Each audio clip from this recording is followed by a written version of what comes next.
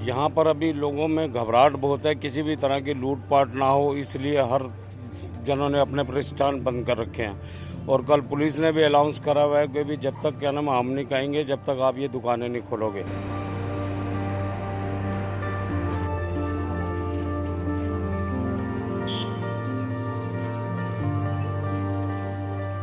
दुकान बंद होने से मैम ये है कि थोड़ा लोगों का कारोबार वारोबार एकदम ठप पड़े हुए हैं।